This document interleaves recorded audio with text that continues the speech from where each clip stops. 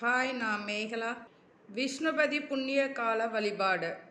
விஷ்ணுபதி புண்ணிய கால வழிபாடு தமிழ் மாத 12 மாதத்தில் 4 மாதம் விஷ்ணு பகவானுக்கும், அடுத்த 4 மாதம் சிவபெருமானுக்கும், அடுத்த 4 மாதம் பிரம்மாவுக்கும்னு 4 மாதமாக 3 இந்த மும்மூர்த்திகளுக்கும் பிரிக்கப்பட்ட மாதம். அதில் விஷ்ணுக்குரிய மாதம் விஷ்ணுபதி புண்ணிய காலம்னு சொல்லுவாங்க. அந்த புண்ணிய காலம் மாத பிறப்பு அன்றைக்கு வழிபாடு செய்யணும்.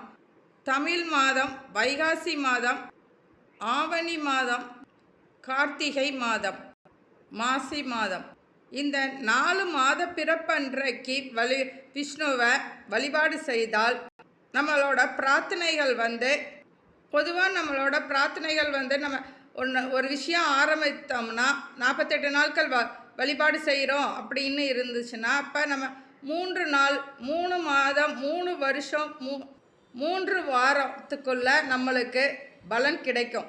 அதுபோல் இந்த விஷ்ணுபதி புண்ணிய காலத்தில் வர இந்த 4 மாதத்துலேயும் ஏதாவது ஒரு மாதத்தில் நம்ம வழிபாடு செய்தால் கூட இந்த 4 மாதமும் முடிகிறதுக்குள்ளேயுமே நம்மளுடைய வேண்டுதல் நிறைவேறும். பிரம்மாக்குரிய மாதம் சித்திரை, ஆடி, ஐப்பசி, தை மாதங்கள். சிவனுக்குரிய மாதங்கள் ஆனி, புரட்டாசி, மார்கழி, பங்குனி. நம்ம ஏகாதசி விரதம் இருப்போம் இல்லையா, மாத ஏகாதசி இல்லைன்னா வைகுண்ட ஏகாதசி. இந்த வைகுண்ட ஏகாதசி விரதம் இருக்கிறப்ப கிடைக்கிற பலனை விட பல மடங்கு பலன் நம்மளுக்கு இந்த விஷ்ணுபதி புண்ணிய காலத்தில் வழிபாடு செய்தால் நம்மளுக்கு பலன் கிடைக்கும். நம்ம வழிபாடு செய்யும் பொழுது நம்ம வேண்டுதல் நியாயமான வேண்டுதலாக இருந்தால் இந்த ஒரே ஒரு நாள் வழிபாடு செய்தாலே நம்மளுக்கு உடனேயே பலன் கிடைக்கும். மகாவிஷ்ணு மகாலட்சுமியோட அருளும் கருணையும் நம்மளுக்கு கிடைக்கிறதுக்கு இந்த விஷ்ணுபதி புண்ணிய காலத்தன்று வழிபாடு செய்கிறது ரொம்ப நல்லது. இந்த புண்ணிய காலத்தில் பக்கத்தில் இருக்கிற மச்ச அவதார கோவில், வராக அவதார கோவில், கூர்ம அவதாரம் இருக்கிற கோவிலுக்கும் போகலாம். அது இல்லைன்னா நம்ம எப்போதும் கும்பிடுற பக்கத்தில் இருக்கிற பெருமாள் கோவிலுக்கும் போய் பெருமாளையும் தாயாரையும் சேர்த்து வழிபாடு செய்துட்டு வரலாம். விஷ்ணுபதி புண்ணிய காலம் திருமாலோட அவதாரங்களோட நெருக்கமாக இணைந்துள்ளது. இரணியனை சம்ஹாரம் செய்து தனது பக்தரான பிரகலாதனை காப்பாற்றிய நரசிம்மர் தனது கோபம் தணியாமல் இருந்த நேரம் தேவர்களும் முனிவர்களும் பயந்து மகாலட்சுமி தேவியிடம் வேண்டினர். மகாலட்சுமியும் பெருமாளை சாந்தப்படுத்துறதுக்கு ஒப்புக்கொண்டு பயபக்தியுடன் நரசிம்மர்கிட்ட நெருங்கினாள். மகாலட்சுமியின் நிழல் பட்டவுடன் நரசிம்மர் சாந்தமடைந்து அவள் வேண்டியபடி அவளை மடியில் வைத்து கருணை வடிவமான லட்சுமி நரசிம்மராக மாறினார். இது நடைபெற்ற காலமும் விஷ்ணுபதி புண்ணிய காலமாகும். மகாவிஷ்ணு காக்கும் தெய்வம். மக்கள் படும் கஷ்டங்கள், பிரச்சனைகள், துயரங்களில் இருந்து காப்பதற்காக பல அவதாரங்கள் மகாவிஷ்ணு எடுத்திருக்காங்க.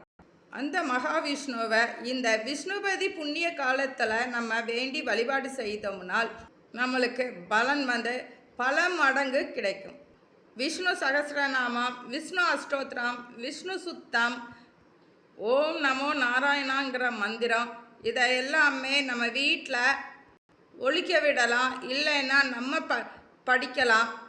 இந்த நாட்களில் நம்ம வீட்டில் பூஜை செய்யலாம்.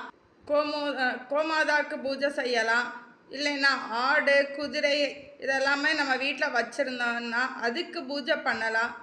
இந்த சிலைகள்லாம் நம்ம வீட்டில் வச்சுருந்தா கூட அந்த சிலைகளுக்கு நம்மளோட பிரம்மமூர்த்த நேரத்தில் வழிபாடு செய்யலாம்.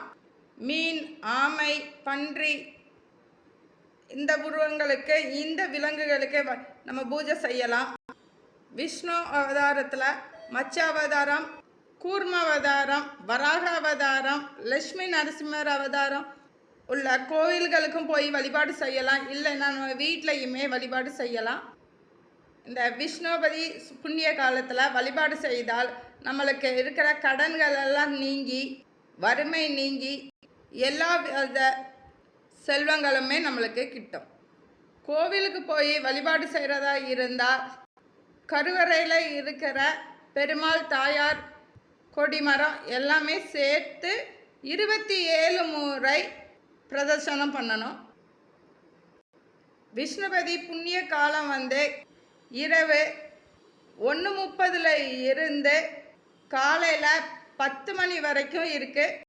இந்த நேரத்தில் நம்ம வீட்டில் பிரம்ம முகூர்த்தம் பண்ணுறதுக்கு 4:30 to 5:30க்குள்ளே நம்ம வீட்டில் வழிபாடு செய்யலாம்.